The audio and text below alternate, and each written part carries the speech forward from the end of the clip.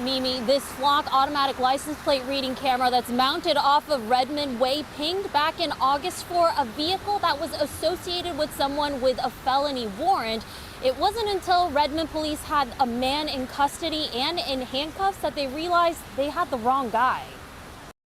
This is the moment Redmond police surrounded Thor Andrews Sr.'s home back in August. Redmond PD's drone video shows officers approach him in the driveway and handcuff him in seconds. But they had the wrong man. Hurt my shoulder, hurt my elbow, my wrists. I was explaining to them that you have the wrong person. Police records say a Flock license plate camera flagged Thor Sr.'s car as being associated with his son, who shares his name and has a felony warrant.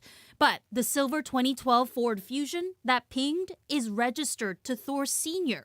Redmond PD knew that. Now I'm really distraught about even driving this vehicle. Flock cameras alert police to vehicles linked to people with warrants. But in this case, the alert pointed to the father, not the son. Only later did officers confirm he wasn't the Thor Andrews they were looking for. I think that these cameras give them information that they're looking for in some kind of way, but I don't know if that information is being utilized properly.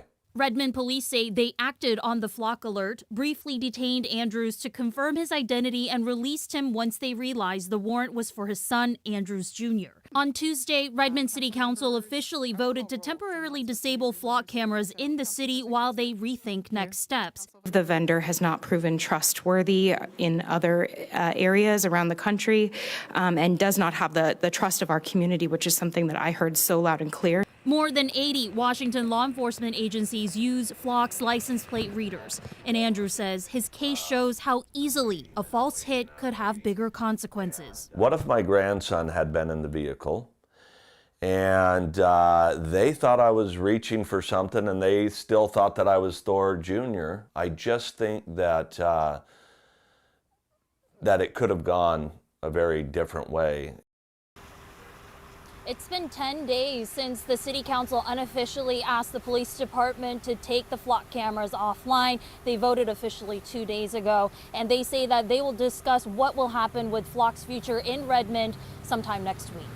Well, Sharon, this case of mistaken identity obviously raises some valid concerns about this technology. Is that why Redmond temporarily disabled the Flock systems last week? Yeah, Mimi, so it does raise valid concerns, but the discussion last week actually stemmed from more concerns about potential data breaches, as well as potential access that federal agents might have into this database as well. Mimi? Sharon, you reporting live in Redmond tonight. Thanks, Sharon.